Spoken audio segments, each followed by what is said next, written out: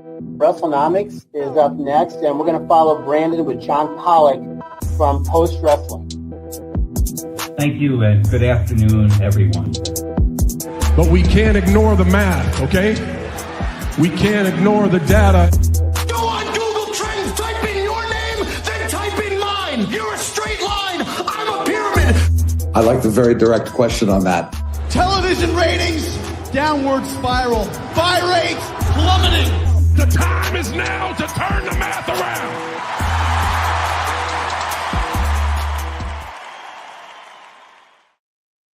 And hello, everybody. Welcome to the Thanksgiving Eve tradition of Pollock and Thurston as we approach U.S. Thanksgiving. Our friends to the south doing everything a month after us Canadians get our turkey out of the way. How are you, Brandon, on this festive eve? I'm fine. So and I asked you this last year, I think, too, but you're really not going to go to your family members' houses tomorrow and have uncomfortable conversations with them? No, we will not be discussing who we voted for and where the country stands on certain issues and such. It will be a normal work day for me. Wow, you already did that last month. That was it. Yes, we did Thanksgiving back in October. See, we avoid having these holidays right after do it before the election. Well, I don't know if that's much better, but.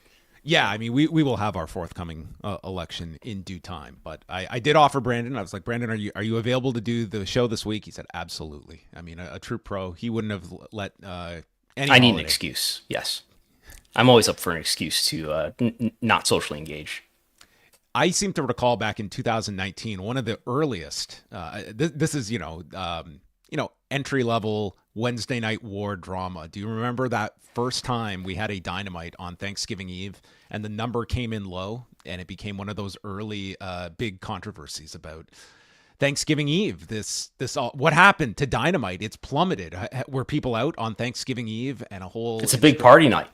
A whole instructional about the habits of young viewers on the night before Thanksgiving, and then of course numbers bounced back the next week. But this became a trend for at least the first few years on Thanksgiving Eve. Not as much of a outlier anymore, but I do remember that the early and more innocent days of ratings discourse, which has only gotten more sane and mature as the years have progressed, as Brandon knows firsthand. I see. So NXT defeated Dynamite on Thanksgiving Eve, November 27th, 2019, 810 to 668.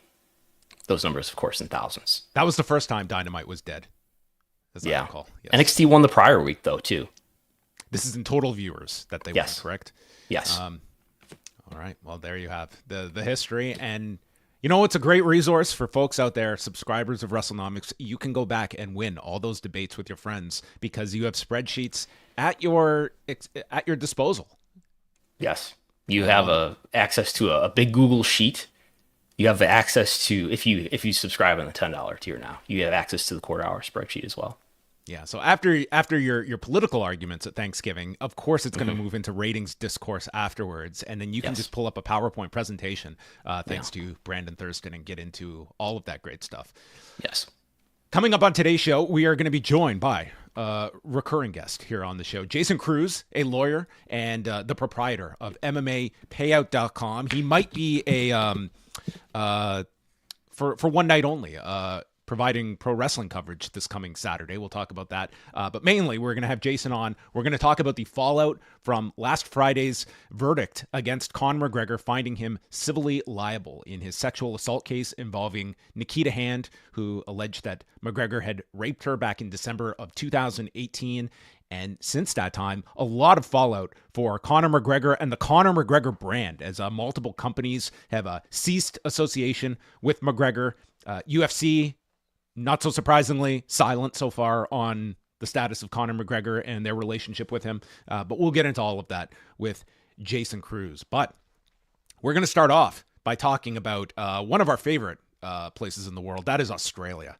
And late Tuesday night, ticket purchasers for the Grand Slam event in Australia receiving an update where they were affectionately referred to as ticket holder. Dear ticket holder, the promoter of AEW Grand Slam Australia wishes to advise you that the venue for Grand Slam Australia on Saturday, February 15th, 2025 has been changed to Brisbane Entertainment Centre, and being so kind as to give you like the exact like mailing address here in case you want to contact them. Ticket holders do not need to take any action. Your new event tickets will be sent to your Ticket Tech app. Okay, so basically your stadium tickets will not be valid for the new venue. So you do have to, I guess, transfer your tickets over the next 2 weeks. But this had been suggested by Fightful that a venue change was in order.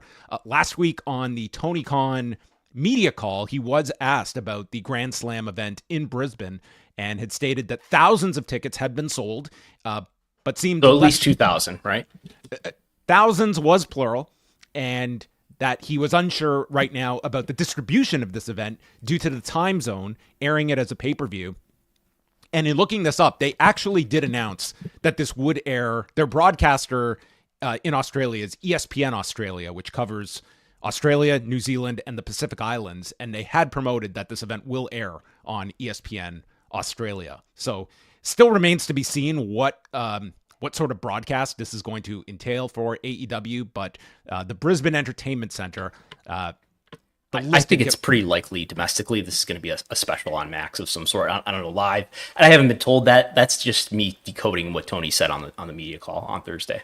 Yeah, he certainly indicated like running it as a pay-per-view would be pretty tough. Because of the time difference. It's either you're talking about airing this like it's a roughly 12-hour time difference. So you either air it live at an awful time period, or it's going to be on a lengthy tape delay of that amount. So right now in Brisbane, it is 4 a.m. Okay, so it's a difference of 15 hours. Something like that. What time in Brisbane is it when it's 8 p.m. in New York? It would be 11 a.m. 11 a.m. That's not too bad if you do it on a weekend.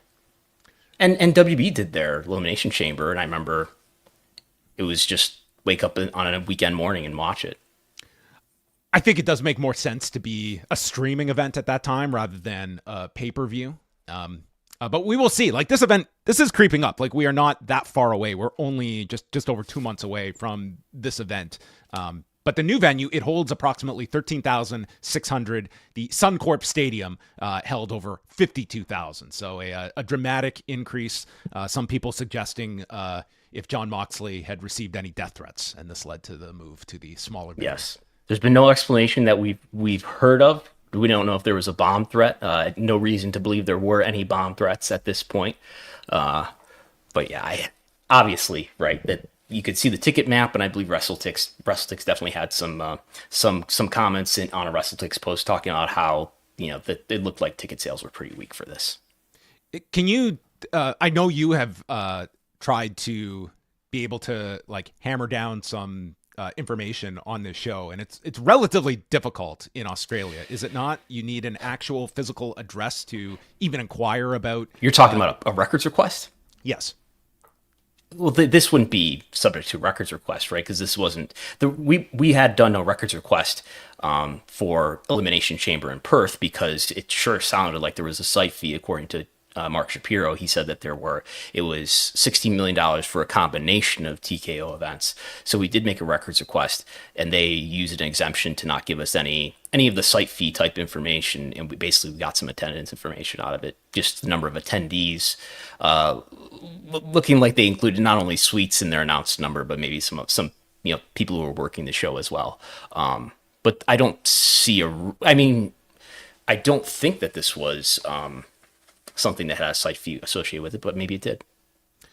Well, that event is going down February the 15th, and this past weekend at Full Gear, they started really amping up the promotion for the mother of all simulcasts on January 1st. That is when Dynamite will start to be simulcast on Max. It will kick off New Year's Day with the Fight for the Fallen show from Asheville, North Carolina, and then we will get a fracturing of the viewing audience on Wednesdays. Yeah, what's going to happen? We're going to... I bet the cannibalization, and they'll have to, somebody's going to have to give up some numbers to prove this wrong, but I bet the cannibalization won't be as strong as you would think it will be. Because you got hundreds of thousands of people who are used to turning on TBS every Wednesday night, more than 500,000 homes. Well, it's something like that. And they're going to continue to do their their routine activity of turning it on with their old rubbery remote. Why would you sort of try to figure out how to watch it on Max? Not that people won't. I think there will be additional viewers, more so than ever before, because you're going to be in probably tens of millions of extra homes because of being on Max. Do you have Max? States. Yes, some way or another. So I had my first experience with Max over the past week, because here in Canada, we do not have access to Max. I will tell you my workaround, but we do have a service called Crave, which is run by Bell, which effectively takes a lot of the programming that you see on Max, but it's not a mirror service. So I wanted to watch the Ted Turner series, and it did not pop up on Crave. I may or may not have contacted someone with a Max account and gone through those means. I mean, I am a professional. I do have to watch this stuff, and logged on to Max. I've got to say, this is quite a robust service. I was like, this is way better than Crave. Number one, way more options. A lot of old movies, right? Tons of stuff. It's like Crave is like a decent workaround to this, but I mean, Max is, I had a very enjoyable time logging onto Max. I had no issues, and I watched the 6-part Ted Turner series, which is. Have you watched all of it? I watched all of it. Yes. Is there any wrestling mentions? I am not kidding, Brandon. The amount of wrestling content in this 6-part, roughly 5.5, 6-hour series it's definitely under 90 seconds. Like, it's just B-roll of wrestling. Even during a part where they are doing a little montage of the programming that built TBS, like, they didn't even use wrestling B-roll during that footage. Ted Turner didn't wake up every morning thinking, how am I going to beat Vince McMahon today? I came away from this, and believe me, this is very much a hagiography of Ted Turner on his own, on the streaming service that is owned by the company that he founded. Well, it is interesting because it's not as though Turner is Turner Broadcasting is like, they are painted as like they kicked this guy out of his own company and he was on the verge of just ruin. But he is, you come out of this as this is a massive influencer on cable television and a world-renowned figure. You could not have a more 180 of a takeaway of this series versus Vince McMahon at the end of it all. But I would say if you are a Hall of Fame voter, for instance, and you watch this, if you were negative on Ted Turner for the reasons you just listed, this would confirm a lot of that, because wrestling is not figured into any of his legacy in this by the people around him that constructed this documentary. No, I think everything involving wrestling and wrestling fandom has a sort of myopic view of wrestling's place in larger culture.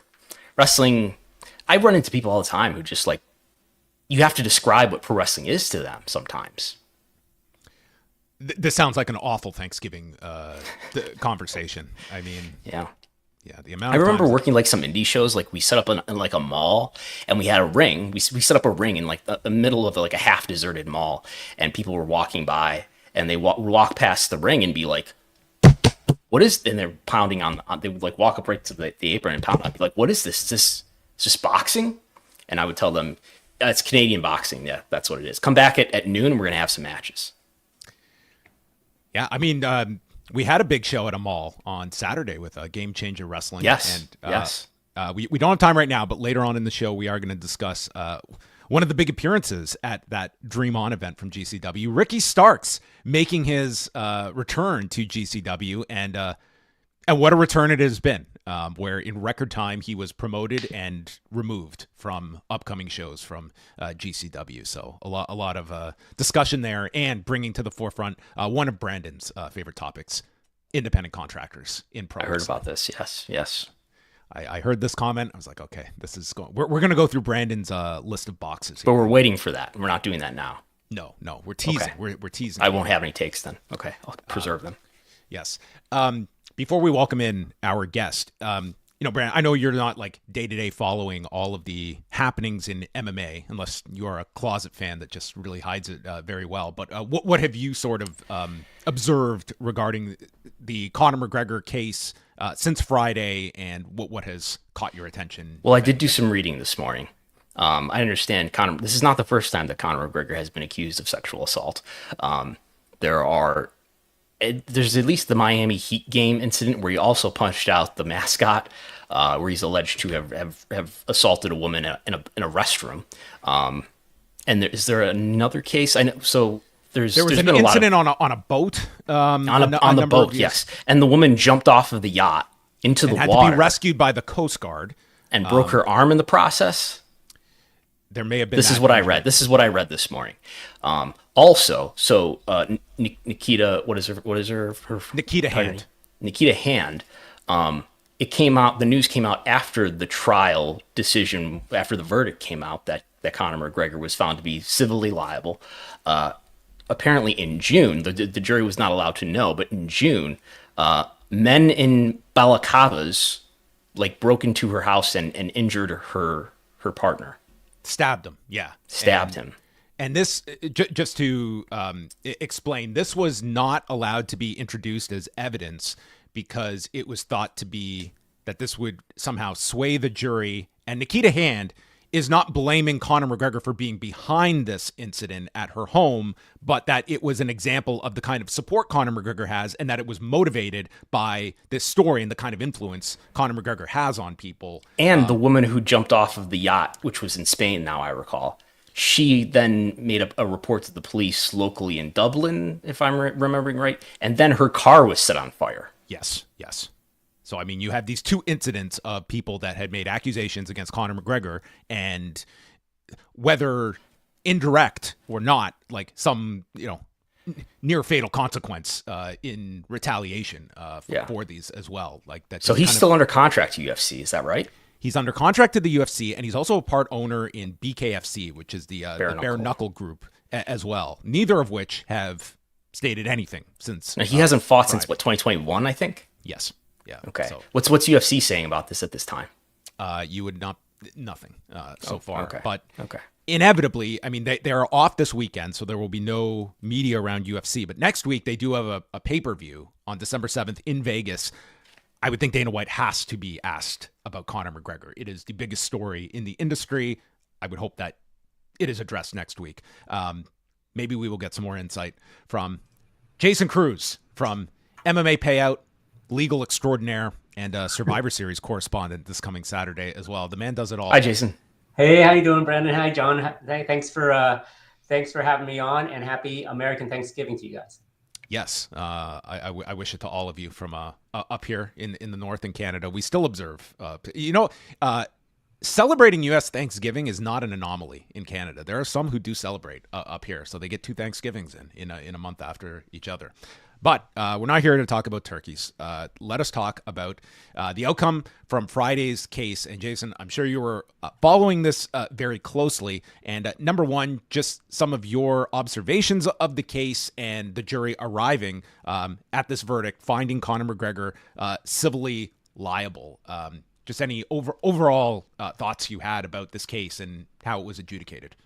I'll be very honest with you guys that I was taken aback by the fact that the jury found in favor of Nikita Hand. I think that this was a very tough case when you consider the fact that the criminal prosecutors did not believe that they had a tight enough case to take on the criminal case against Conor McGregor. Two things that I really think came out that the jury was very persuaded with, and the first being the evidence. It's very graphic in nature when you listen to the evidence as to what went on. The basically Hand afterward when she went to the hospital, and she was indicating that she had a period and they had to remove her tampon from her due to what had happened with between Hand and McGregor, and allegedly Lawrence and McGregor as well. The photos, which we were not privy to, but the jury was privy to. I think that the bruising, the overall bruising, the testimony from the medical experts that examined Ms. Hand really persuaded the jury in finding in favor of Ms. Hand in this case. I think that it was graphic in nature. The video, the photographs taken, as well as the testimony by the experts indicating, the extreme nature of these injuries. With that being said, there were obviously issues with her story which I believe you may have already talked about. She was going out on a night with her friends on a Christmas for a holiday party. She had a daughter at home. She had a boyfriend at home. Throughout the night, there's phone logs wherein she basically lied to her boyfriend at the time as to where she was. She went to a hotel room with McGregor and Lawrence, knowing that, well, not knowing, but basically going to the hotel to party. She had a lot of drinks. She had a lot of drinks. Excuse me. She had a lot of drinks. She had taken cocaine, and there was surveillance video later on, which showed her after the sexual the rape, that she was amicable toward McGregor and Lawrence. So those things did not add up if you were given that to a jury. However, I think that the extreme nature of the injuries really persuaded the jury here. Yeah, and we should just mention the fact this was a case against both Conor McGregor and his friend James Lawrence. They did not find James Lawrence liable in this. Obviously, Conor McGregor was found liable, and the defense tried to use this argument relying on security footage of such to kind of emphasize that she was a willing participant in all of this. From those that were in the courtroom, explained that Nikita Hand had a very difficult time watching this footage, stating she had no recall of it. And I think largely, Jason, it was like the forensic evidence that really backed up her story and seemed to be the most persuasive with the jury when it came to that. And looking at the security footage as evidence of someone that what is going to be the response of someone that has just been through this, and that seemed to be where the jury had to make that distinction. Yes, and I think this is one where the jury really listened in as to PTSD. I believe Hand was talking about. Yes. The reasons why she was acting in such a way after the rape occurred. I think that the jury had to have some sort of explanation about why was she acting in such a way, which one would think would be totally against what she had just experienced. So I believe that the jury was satisfied with what the experts on Hand's side had testified to as to what she was feeling, that sort of state of mind, and coming to that resolution with what you saw in the video. Yeah, and I would also add the fact that this is limited to people that were actually in the courtroom to see it, but they also did have like photographic evidence of this bruising that she had the day after. And one of the I guess physicians that had examined her is like among the worst they had ever seen. Like, these seem to be very graphic photos, and I would imagine that would be a very hard piece of evidence to be able to provide a defense for what happened when, again, a lot of the forensic evidence, it lined up with what she was arguing occurred to her, and it seemed like those photos would have had a big impact as well. I definitely think so, and I don't think that when faced with that question on the stand, McGregor kind of punted as far as how that happened. I think there was an incident where he indicated he didn't know where the bruising came from. He suggested perhaps that she fell in a bathtub, she felt like she was faking that she was drowning or swimming or whatnot, and he, I guess, suggested that perhaps that's where the bruising occurred. Obviously, if you were given that alibi versus what you saw, you can make your own conclusions as to who you believed, and that preponderance of the evidence in the civil court would be much easier to, not easier, but would be a bar you could surmount versus a preponderance. I mean, a more likely than not standard in a criminal court. And are the standards for a case like this? This was in Ireland. This case was litigated in Dublin. Are there any differences between what we're more familiar with in U.S. law and Irish law, and where this is a civil case? So I understand the burden to win the case for the plaintiff is basically like a more than 50% chance that she's being truthful, as opposed to a criminal court where it's beyond a reasonable doubt, which is a lot more than 50%. It's true. Correct. So, I mean, remarkably, and just doing my research before coming upon here, the legal thresholds for both civil and criminal cases are mirror each other in the U.S. and Irish courts, meaning that the standards in civil cases here in the U.S. are similar to the Irish court. So we can make examples of the thresholds here. Burden of proof that a prosecutor must have is beyond a reasonable doubt, criminal prosecutor. And in a civil case, if you're the plaintiff, you must prove a preponderance of the evidence, more likely than not. 51% is what they kind of always give you if you were to visualize that, versus preponderance of evidence is much greater burden to prove. One of the things that I just want to point out is, as far as damages are different in the Irish courts. They have multiple layers of damages, which I can't really as an expert go into, but they did award damages to her. In the U.S., it's usually general and special damages. Special damages mainly being like, special damages like a loss of income, things of that nature.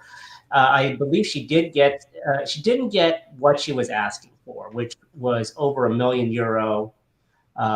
But she was given 250, almost €250 in this particular case. 250,000, yeah. 250,000. Excuse me. Yeah, 250,000. So she wasn't.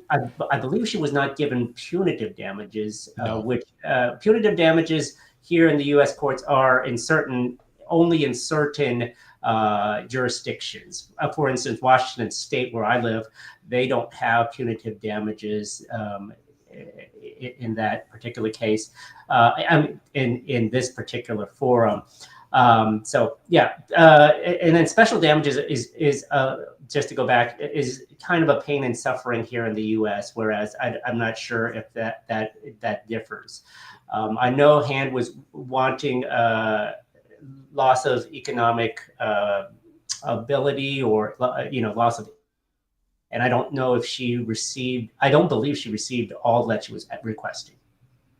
Yeah, I mean, in the argument, it had been said they had arrived at that figure from, both the loss of her ability to work, and as well having to move homes stemming from this incident that happened in June that may have been, attached to people reacting to this case, although she did state she was not blaming Conor McGregor specifically for that incident, but it was a byproduct of it as well.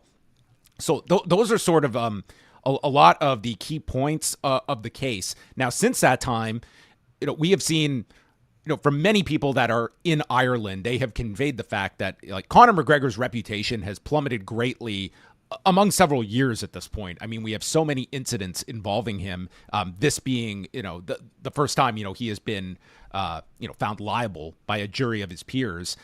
What kind of fallout did you expect, Jason, and the fact that this was going to affect, his marketing abilities with some of these companies that have dropped him? Did you think that this was going to cross that threshold of people feeling they can't be in business with this individual? So interesting enough, I was actually on vacation in Dublin this past August. My wife's family is from Ireland, so we went to visit, and it's interesting the fandom of McGregor's following.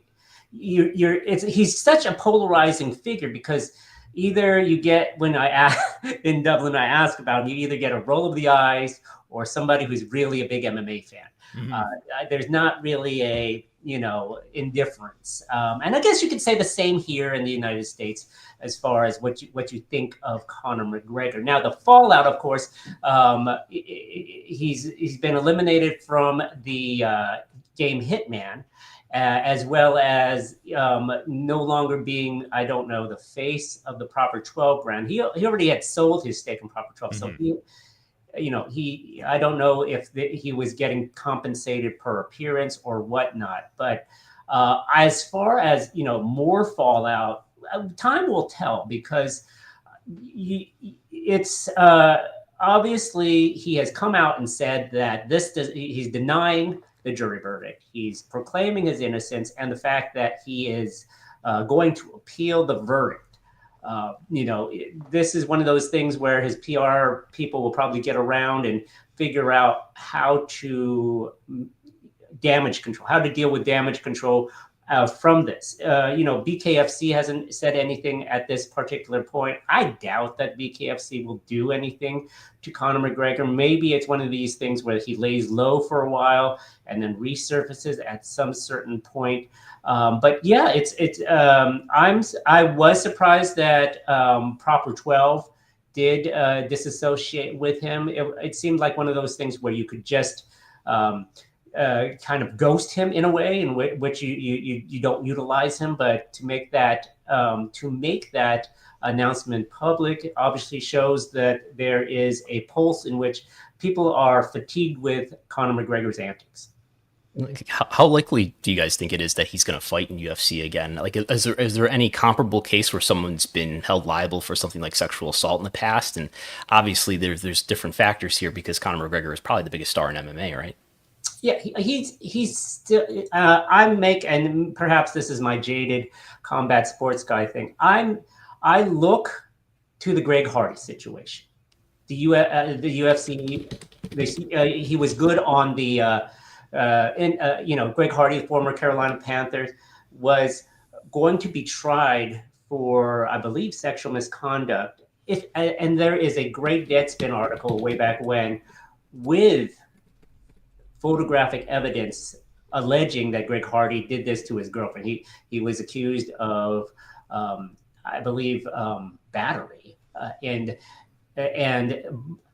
he basically was excommunicated from the NFL. He decided to be an MMA fighter. He did well on the MMA scene, and Dana White still hired him, despite the fact that he had these allegations. Now, if you want to know what happened with the criminal case, I believe what happened was the girlfriend did not want to show up in court and testify against Greg Hardy, whether it be she was afraid, she was paid off, or whatnot. So there's a case right there with Greg Hardy. There are other cases of minor UFC fighters with, War Machine, obviously, if you recall, if you do that, Google that way back to War Machine. His criminal behavior happened post UFC, but there are, horrible domestic violence issues in the case of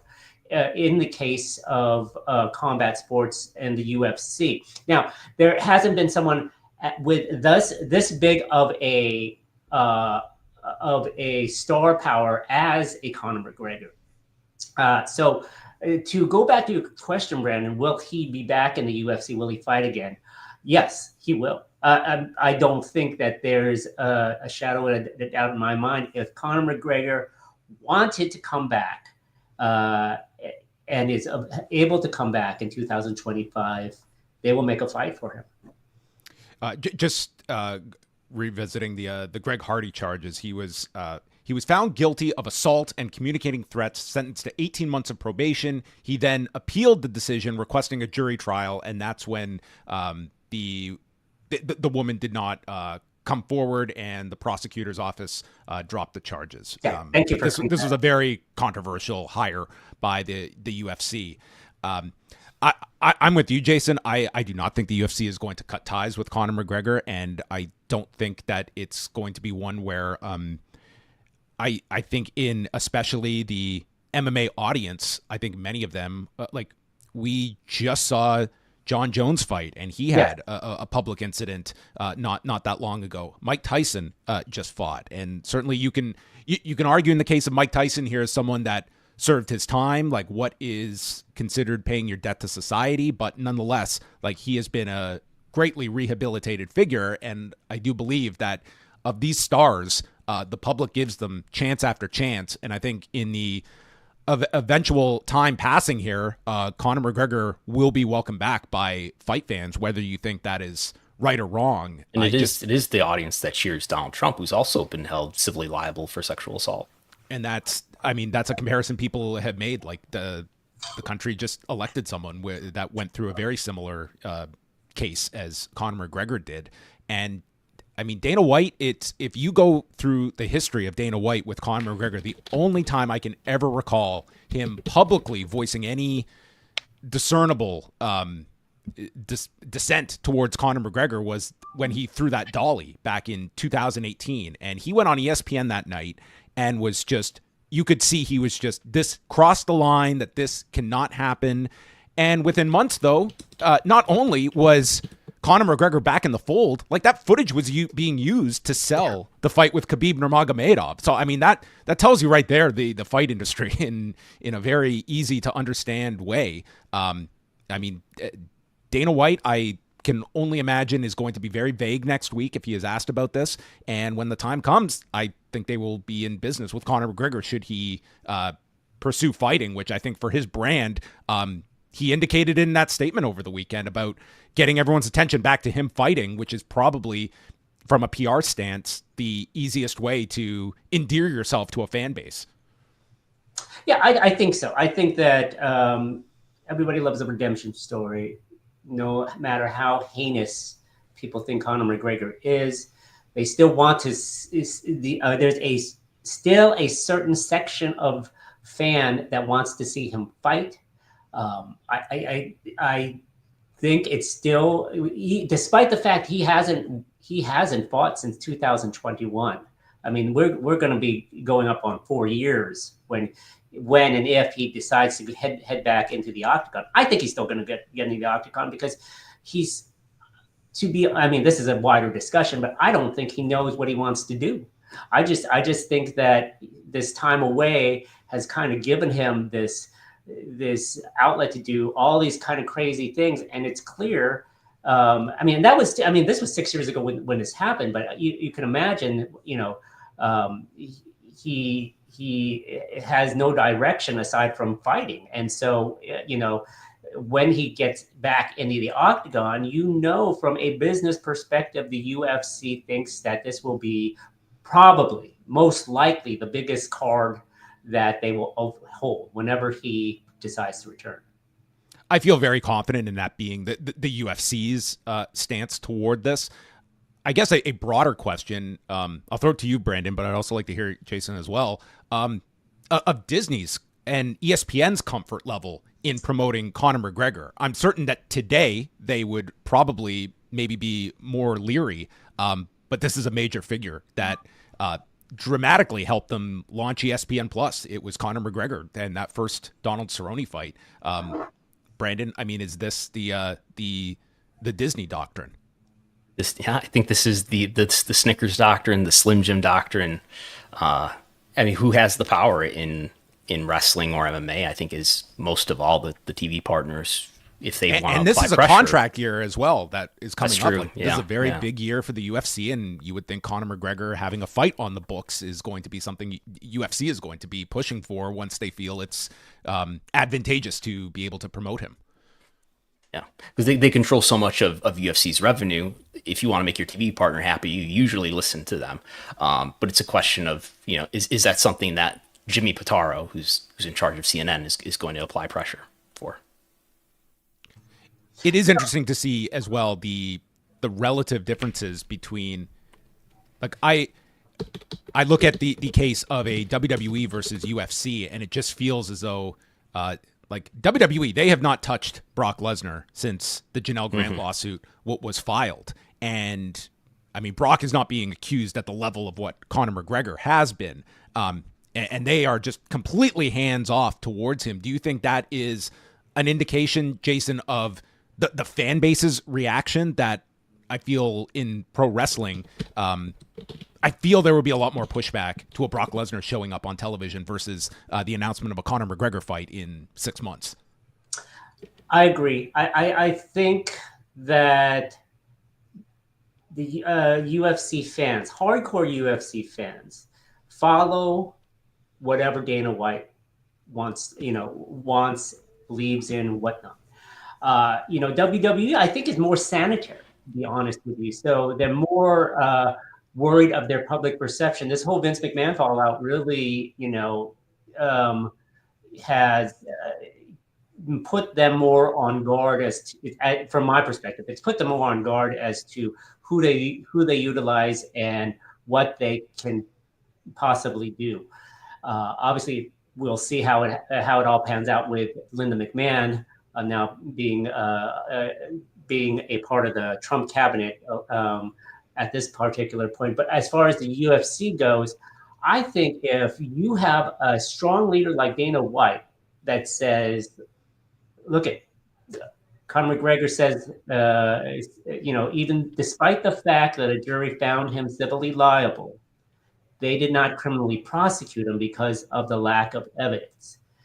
And, with that kind of talking point, and the fact that he's going to appeal the decision, kind of gives you a little bit of, and this is a poor word to use, comfort in watching Conor McGregor, and perhaps that's how he sells it to ESPN executives that are concerned with the perception of having a guy who was found civilly liable for basically rape.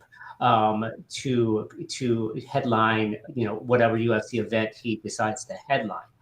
And, again, the jaded Jason Cruz, combat sports guys, thinks that it'll all come down to money. McGregor still, despite all of his just past indiscretions, is a huge star that can rake in a huge pay-per-view buys, attendance and gates. He is a big needle mover, the kind that Dana White cannot let go, despite of all these things. I mean, think about it for a sec. I'm sorry, I might be going over time, but think about it for a sec. What they've done, what Dana White has done for a guy like John Jones, he moved a event from Las Vegas to California because of John Jones and the fact that the commission wouldn't clear him. This in New York, just a couple weeks ago, he changed the gloves because John Jones didn't like the fit of the gloves. He's willing to make all of these accommodations because the guys who make the most money, want them. So, if Conor McGregor, if and when Conor McGregor comes back, Dana White will bend over backwards to ensure that whatever event this is goes out without a hitch. They make a lot of money. And if there is pushback, from journalists or people protesting, he will ensure that will be sidled off to a certain section and not overarch whatever card that McGregor is on. Well, I think we will leave it there, Jason. But this has been a great kind of a breakdown of the entire case and what this leads towards Conor McGregor. I mean, just history being an indicator of things. Large stars are going to be given chance after chance after chance, and I think that will be the case for Conor McGregor. But it's not like this is an isolated incident for Conor McGregor. No. Like it is it is as much a part of his resume as his fighting career has been. It's been the discretions outside of the cage that those are what is publicly known. I mean, this guy has just been involved in so much that I think it's hard to imagine that there is a breaking point when it comes to the UFC and what they will ultimately tolerate with their stars. And frankly, not to just pin the UFC, but what the audience as well will allow. And there are many out there that this guy provides me entertainment, and that is the decision-making process. And what happens outside of that is not of my, that does not go into my decision-making process of whether I'm going to support the athlete Conor McGregor versus the person Conor McGregor. But it is interesting, especially as we look at kind of the dichotomy with wrestling fans, where I think in a greater percentage, I think there would be just outcry if the shoe was on the other foot and you were trying to introduce a star back with something like this as that baggage. But to tie it all up, you will be in Vancouver this coming Saturday for Survivor Series. Was War Games just enough of a hook, Jason, to get you to cross the border this coming weekend? You know what? Yes. My sons are big wrestling fans, so it was good, and good enough for me to cross the border we're heading to Vancouver tomorrow. No, I'm sorry. Excuse me. Friday after Thanksgiving. But it was good enough. You get to see all of the. We went to the SmackDown that was here in September. And we didn't get to see we didn't get to see guys like The Rock. So we're hoping that The Rock will be in attendance for War Games. So I mean, it'll be my first War Games with my son. So how many dads could say that? How about the start time? 6 Eastern, 3 Pacific. I mean, okay. Since we're getting into this, this is somebody's going to call me a mark, but we are going to the meet and greet with Chelsea Green earlier in the day. So we're going to do that, and then we're going to go at 2:30. Not too bad at all. Wake up, go to the meet and greet, then head on over to Rogers Arena. Maybe I'll get some Tim Hortons. You know what? You never go wrong, okay, with the Tim Hortons. It's pretty much a must when you're crossing the border. Well, have a great time. Thank you so much. With your kids at the show. It's always great to catch up with you, Jason. And follow all of his great work. MMApayout.com. He has a loose affiliation with X, but the man is all in on Blue Sky as our most Blue Sky. Yeah, go follow me on Blue Sky. We're heading off at X very soon. Yeah, I'm hesitant to even promote it. I don't want too many people following me on Blue Sky. I love Blue Sky the way it is, and I don't want to overwhelm my sensories. So we're all team Blue Sky, I think, on this. Yep. All right. Excellent. Thanks so much, Jason, and have a great time this weekend. Okay, thank you very much. Have a great rest of the day. All right, thanks, Jason. Jason Cruz joining us from MMA Payout, and a very interesting moral discussion, as there always are in mixed martial arts and combat sports by extension. I predict Conor McGregor fights within 8 months. That's my prediction. Within 8 months. Yeah. I'm gonna say why has he taken so long to fight at this point? He's not fought since 2021. It's been 3 years. So he shattered his leg in this fight with Dustin Poirier in July 2021. So he did have to rehab from that. But I mean, that's it's a leg break. It was not. It was pretty gruesome.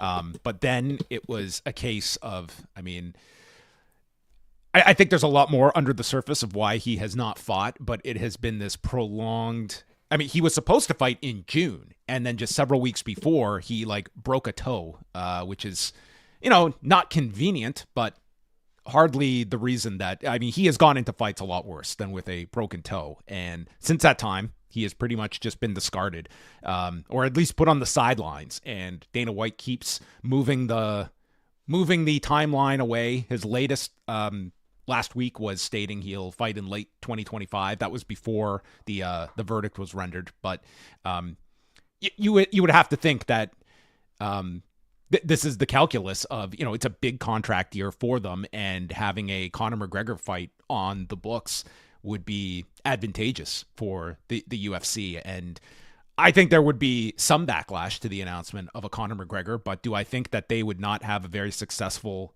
show built around Conor McGregor? I don't doubt that they would. I think that there would still be a lot of support for Conor McGregor, and I think you can find that online, that there are many that are going to side with a Conor McGregor. I guess the comparison is, if there was an NFL player, and just given the vast numbers of NFL players that there are, there must have been something like this in the NFL or the NBA or the NHL or Major League Baseball, and what happens with those people in those situations. I would have to look into it. Yeah. Let's move on to talk about a few other items that we have here.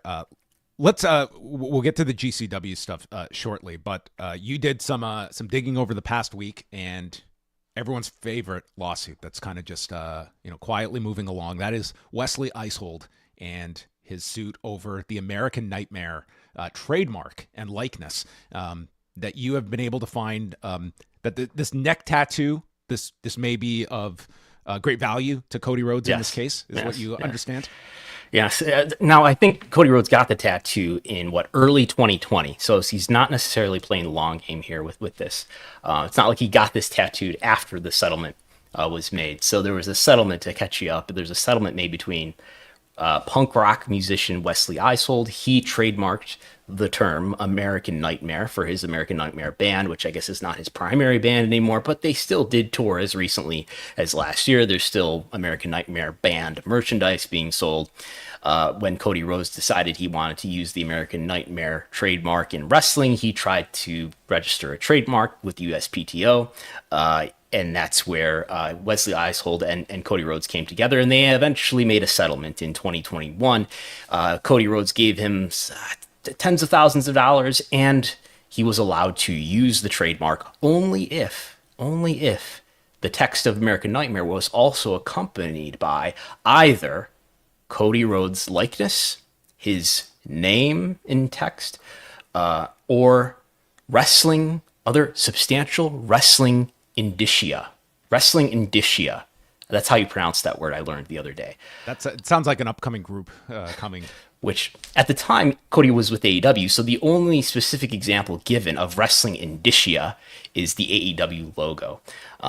So we reported on this, I believe it was September. This lawsuit was filed because Wesley Eisold went on WWE Shop and looked at, look, they're selling all this American Nightmare merchandise that's not meeting this agreement, doesn't have his name or his likeness. We can show some of this here. These are some of the items that Wesley Eisold is pointing to say, hey, look, there's American Nightmare all over this merchandise, but you're not using his name or his likeness or wrestling indicia somewhere. And it's got to be 75% larger than the American Nightmare text. In any case, W responded.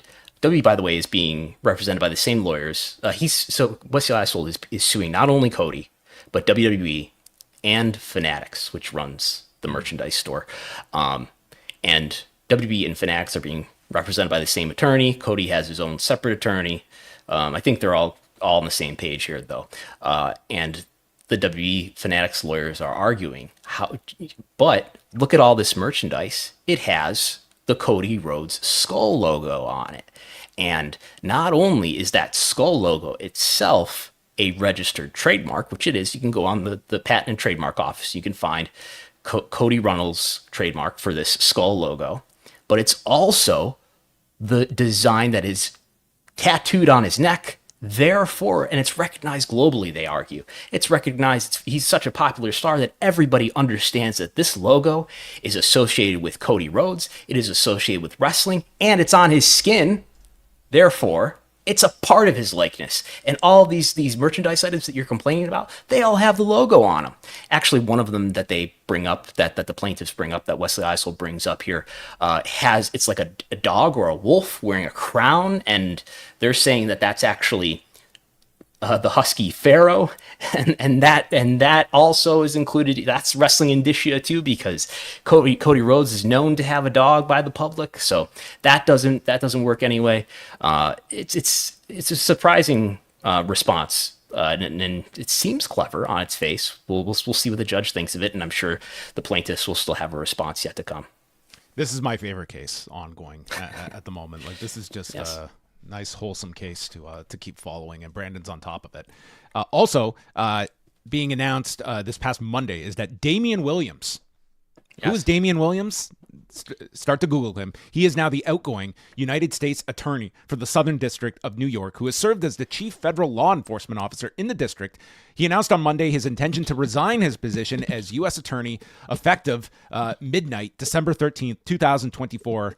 Edward Y. Yim, who currently serves as Deputy United States Attorney, will become the acting United States Attorney upon his departure. This is, of course, a appointed title, and Damian Williams stating, "Today is a bittersweet day for me as I announce my resignation as U.S. Attorney for the Southern District of New York. It is bitter in the sense that I am leaving my dream job, leading an institution I love that is filled with the finest public servants in the world. It is sweet in that I am confident I am leaving at a time when the office is functioning at an incredibly high level." So why is this important for us to be bringing up, Brandon? Well, we've seen Damian Williams' name in the Grant v. WWE et al. Case, which is the lawsuit that Janelle Grant filed in January against WWE, Vince McMahon, and John Laurinaitis. It had been going along until late May or June, when we suddenly got some filings on the docket that said, hey, there's U.S. attorneys here from the Southern District of New York who are requesting that we put this case on a stay. And so it has been on a stay and will be on pause. That's why we haven't had any news on that case itself. There's been Dr. Kolker news, but that's another story. But this case between Janelle Grant, WB, John Laurinaitis, and Vince McMahon is on a stay until December 11th. Which is 2 weeks from today. Yeah. And that's at the request of the U.S. attorneys at the Southern District of New York, who are reportedly are undergoing a criminal investigation into allegations of sexual assault and sex trafficking against Vince McMahon. So is Vince McMahon going to be indicted or not? If he's indicted, it is most likely going to be from the Southern District of New York. That is the same law office, that is the same prosecutor that has indicted recently Puff Daddy, P. Diddy for sex trafficking allegations. Also New York Mayor Eric Adams. So these very high-profile cases. It seems that the Southern District of New York is a very high-profile office. So he's, of course, so the U.S. attorney, that is like the person in charge of SDNY. He's resigning. There's his deputy, his next underboss is going to take over for him in the interim, but he's a presidential appointee. The U.S. Senate has to approve. He was nominated by Joe Biden. He's approved by the Senate. There's a new president coming into office in January who's going to reportedly nominate. Trump is going to nominate. Here's this guy, Jay Clayton, who was the Securities and Exchange Commission chief in Trump's first administration. So we'll have Jay Clayton probably taking over SDNY, presumably after he's confirmed by the Senate. What does this mean for the Grant case? I don't know. I mean, but it is a significant thing to watch. There's probably too many probabilities without just. We don't know what's going to ultimately happen with this, but it's a significant shift, obviously, when you are changing the district attorney in the district that is overseeing this investigation, which again has 2 weeks more until the stay comes to a conclusion. So we'll continue to follow that.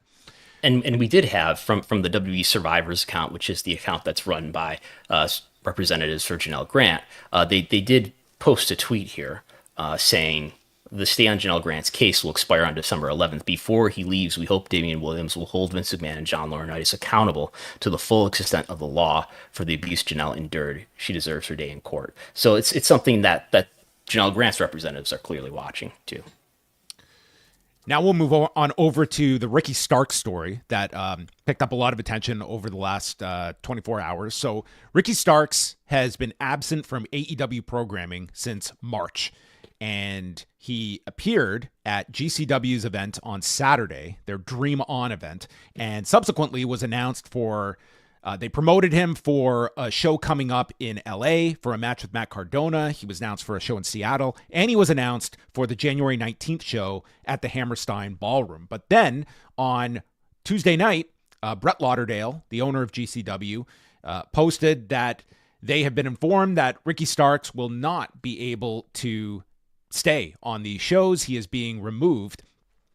And then with subsequent reporting from Sean Ross Sapp at Fightful, indicating that that AEW was effectively removing him from being able to take these independent bookings. He can take other independent bookings, just not with GCW. And Fightful, it was reiterated to Fightful that this had to do with comments made by GCW performer Effie on his podcast regarding Tony and Shad Khan. So first, let's play the comments from Effie's podcast that are believed to be the source of this move being made. All have no buzz, no draw, and we've been riding the lightning on having to actually run a profitable company for the past few years to continue existing. We do not have as much backup. I'll put it this way. My company, I don't run a company.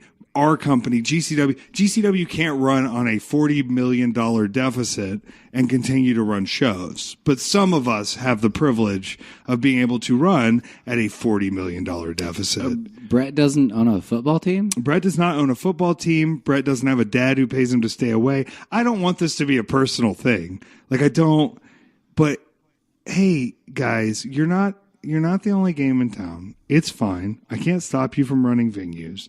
But in my line of work, when TNA Impact wanted to run center stage, GCW, a month before and a month after, were told we could not have those dates that we had secured before because it was competing with something they were doing.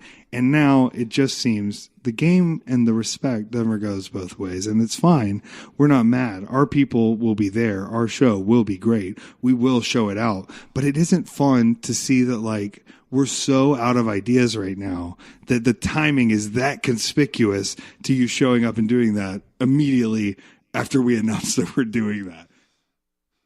So that was Effie, and at the source of this contention is that GCW had recently announced their return to the Hammerstein Ballroom for January 19th, and then shortly after the announcement of that show, AEW has booked the Hammerstein for 3 straight nights, December 20th, 21st, 22nd, for Final Battle, Collision, and Dynamite. So they are running within several weeks of one another. And, Brett Lauderdale has spoken about this. And first of all, I guess just looking at this from the perspective of AEW, they are technically within their rights here, but you can certainly see there is a lot of frustration from onlookers that here is Ricky Starks, someone that has been pretty public about the fact that he is not hurt. He is wanting to go to work. He is under contract. He is not being used and now being removed from several high profile bookings. But obviously these comments from Effie were going to stoke the flames and has led to the removal of Ricky Starks. Yeah. I mean, the impression I've gotten is that, GCW is not AEW's favorite independent wrestling company. Although I think it's pretty clear to say it's the most prominent U.S. indie for the last several years. When it comes to shows being run, the amount of places that they run, I would certainly say that. Yeah. I mean, the impression I've got is that there's a lot of concern about the kinds of shows that they're running and maybe some of the things that happen on or off screen at GCW and having AEW wrestlers involved in that. Obviously, there are exceptions made. Jon Moxley has no problem appearing on Bloodsport, and Marina Shafir appeared on the recent Bloodsport, correct? So it's still happening. And we had an interview with Brett Lauderdale, the promoter of GCW, saying that basically there's no communication, at least directly, between him and he makes it sound like anybody in AEW, but including Tony Khan. Like he's never had a conversation via text or phone with Tony Khan. It sounds like, did you get the impression from the Chris Van Vliet interview too, that there's not really even clear communication? I mean, this is what Ricky Starks seemed to be expressing, that there's not even been an explanation given to him about why he's not being used since March, even though he's healthy. Yeah. And I'm sure that is contributing to the source of frustration, and that frustration seems to be very much been vocalized by Ricky Starks, and this coincidentally just coincided with the Chris Van Vliet interview dropping earlier in the day on Tuesday. So there was a lot of attention on the situation involving Ricky Starks. And there's a lot of poking of the bear there from a lot of different directions there. GCW, Ricky Starks, who seems to have some sort of strained relationship with AEW. He's making comments publicly in a really prominent way for the first time in a while. So it's like I try to look at all the sides here of where you're coming from.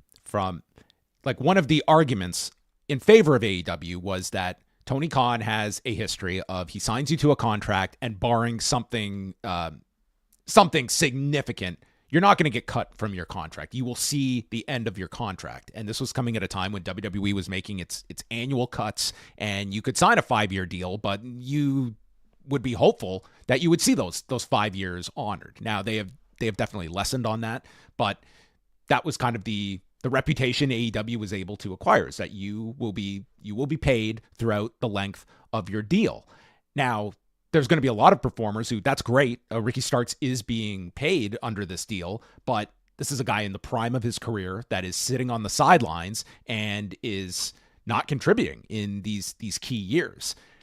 Now, if you're AEW and you have your suspicions of, once this deal is up, he could be going to WWE. He could be leaving AEW. Are we going to invest that time, that real estate on television in someone that we do not have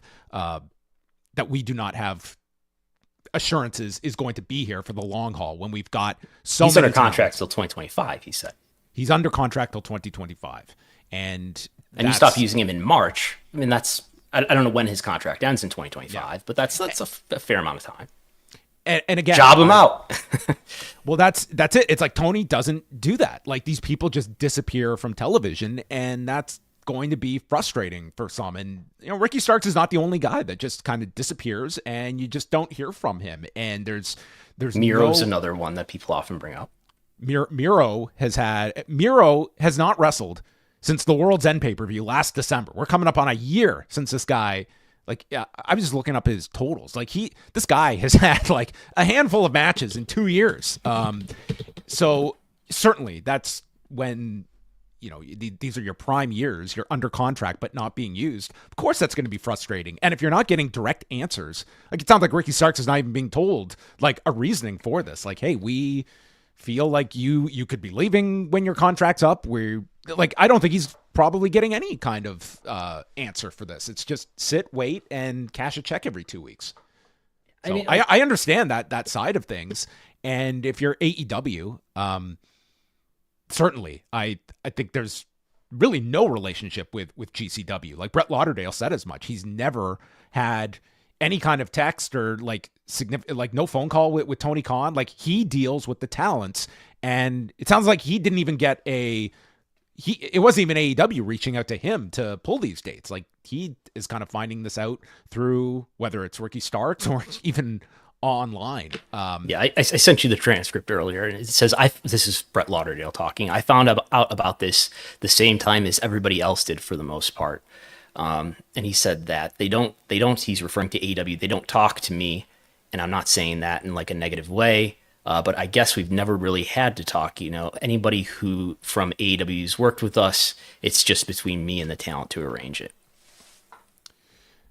Yeah. So, I mean, you can look at it this, like, one of the arguments that, Brett Lauderdale made and such, and Effie even brought up, is that it's sort of etiquette that you don't run the building 30 days before. I'd push back a little and say, I don't think that's necessarily etiquette. It's more so that is worked into these deals, these building agreements that do not allow for that to happen. And if that's not in the wording of the deal, then I feel like if this had a chance of being, prohibitive for GCW, that should have been worked in, that we have exclusivity for 30 days prior and 30 days after. If that's not in there, I can sympathize with a company that is in this situation, but if the door is left open, there's nothing that is stopping an AEW or even a WWE for that matter. If NXT wanted to book the Hammerstein, for instance, like, that is the availability. And to be clear, what are the dates? GCW is running the Hammerstein Ballroom January 19th. Yes. And AEW is running it earlier, December 20th and 22nd is what I'm seeing. 20th, 21st, 22nd. It's 3 straight nights. Yes, yeah. So they are running it before. I can understand the concern that they're going to like scoop the the demand. Yeah. I think in a roundabout way. I mean, we've seen through WrestleTix that this GCW show, the last time they were in the Hammerstein, that was January 2022. They did just over 2,000 fans. And because of the configuration, that's more tickets than any company has sold at the Hammerstein. It was, from a live event perspective, very successful. This one is kind of stalled. They're just under 700 tickets out. If anything, I think that they might get some kind of buzz out of this controversy of the show that AEW is trying to attack, whether that's accurate or not. GCW seems to be kind of like pushing this as like, we are the underdog brand here up against the big powerhouse in AEW is how they're kind of pushing this show now. You've got an idea. AEW has a need. They could use something to really ignite interest in their show. What if there was like a GCW invasion onto AEW and they really just took it to the screen? Maybe Effie shows up on there you go. On December 21st. And then Ricky Starks comes in. Okay, oh my goodness, it writes itself. Last thing here, this was Brett Lauderdale last night. He was on Game Changer Weekly at bodyslam.net, and this was him talking about a favorite topic of Brandon's. It's a weird situation because, I don't know, Ricky Starks is like an independent contractor, but I mean, this is a whole wrestling conversation that's, one of these days, this is going to be tested, and something's going to happen because, theoretically an independent contractor is independent and they can go and work wherever they want. But in wrestling, these independent contractors don't seem to be very independent. They're at the whim of an employer, which sure makes it seem like they're an employee. Luckily, their contracts, they're all under an arbitration clause, so it's going to make it pretty hard to set such a precedent. Yes, I don't know if this is going to be challenged anytime soon, but you can almost time it like every couple of months that the independent contractor discussion will come up, and nothing will happen to it. So that's kind of the restrictions that some do come with. But yes, this was a notable story over the last day. And the final thing we're going to tackle here is a super chat from Jake from the Windy City. Happy 10th anniversary to CM Punk's appearance on Colt Cabana's Art of Wrestling today. I'm sure the podcast didn't lead to some damaging domino effects. Is this the most consequential podcast in wrestling history of Thanksgiving 2014? Probably. I haven't listened to it in a while, but I've listened to it more than once. It's really a cornucopia of many of wrestling's issues. I mean, there's a short discussion of unionization and things like that. Like, it's a really influential and sort of all-encompassing podcast. Not to mention what Jake is getting at here is sort of, it led to a lawsuit being filed against Phil Brooks and Scott Colton. And that led to I suppose it contributed to their falling out as friends. And that contributed to the meltdown that CM Punk had in front of me and others in Chicago in Hoffman Estates, right?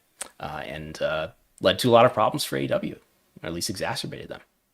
Yeah, I think that this podcast, like the legacy of it, is going to be the lawsuit that came out from it. But it was also, from someone that was directly there, kind of, I would guess, probably confirming a lot of like the level of control and maybe out of touch characteristics of Vince McMahon at the time. It also, like, you certainly saw, like, post podcast appearance, I think a much more negative bent towards Roman Reigns, where he was kind of positioned in this podcast as being... It's months before he's getting booed out of the building, winning the Royal Rumble. The Rumble is just, it's a few months after this, and that's the one in Philadelphia where he is vociferously booed. And, like, there's definitely an uptick, I think, of that negativity towards Roman Reigns after this podcast as well. It's it's probably the most consequential in that. I think it's very sad that you had like this friendship that was totally torpedoed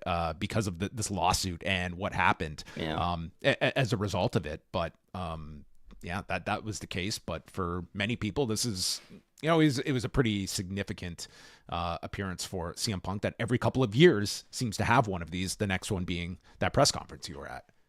Yeah. I remember where I was when I listened to this for the first time. I was doing a turkey trot, in fact. It was, for me, the early days of Twitter, and I was hearing about this podcast just dropped out of nowhere. There was no it's coming soon hype. No, it just nothing. dropped out of nowhere. And Punk had been out of WWE. His last appearance was the prior Royal Rumble in 2014. So this was some 10, 11 months since he had appeared in public at all, I guess. And just suddenly there's a CM Punk interview with Colt Cabana. And I remember and if you remember, it was only like a week or two later. I think he did another appearance the following week. Yes. And then he appears at UFC and announces his signing there. So it almost felt like Vince does his interview with Steve Austin. That's right. The Vince interview followed, and Punk was brought up in that whole discussion. That's right. So all of these things just happened in a couple week period. And Vince had not listened to it at that time. I imagine he did not have any concept of iTunes in 2014, maybe not in 2024. But that was it. And it just kind of felt like this was Punk getting all the wrestling baggage getting all of this out of his system, doing it where, he wasn't paid a dime to do this interview. This guy could have probably got a gigantic fee to do this podcast. He discussed that. I could have done a shoot interview for a lot of money, but this is how he wanted to do it. It was costly in other ways as well. Financially, they would have quite a lot to pay in legal bills. But nonetheless, yes, 10-year anniversary of that Art of Wrestling show. All right, that's going to do it for us. I am back tonight with Wei Ting. We have a Dynamite to discuss as the Continental Classic kicks off. It's Jericho Ishii 2 from Chicago at the Wintrust Arena. And this coming weekend, Brandon will be off. He is going to be celebrating Thanksgiving on a multi-day extravaganza. So no WrestleNomics radio this coming Sunday, but you will be back here next Wednesday. Yes, I will be back here next Wednesday. And I think that the Sunday after this coming Sunday, we'll do a free WrestleNomics radio. But you can sign up at patreon.com to get all the TV ratings reports. Just had Raw ratings are out this morning. I think I was the first to break that. And quarter hours for Raw are also at patreon.com/WrestleNomics, as well as the TV ratings reports and quarter hours for SmackDown, Rampage. There's no Collision this week. Looking for NXT ratings later today. I think there'll still be the schedule. I think there will still be NXT ratings today. Do not expect Dynamite ratings at the normal time because tomorrow is American Thanksgiving. Yeah, and Collision is back Saturday. We have a 3-hour block beginning at 4 Eastern with Collision and Rampage that has like a 1-hour crossover with Survivor Series. So it's a whole day of wrestling on just how Jim Crockett Promotions and WWF had intended back in 1987. That's how it should be. Wrestling companies should be required to run head-to-head. All right. All that and more you can find patreon.com/WrestleNomics. You can check out all of our stuff over at postwrestling.com and postwrestlingcafe.com. Thank you to all of you tuning in. Thank you to Jason Cruz from MMA Payout for joining us, and we will speak with you next week.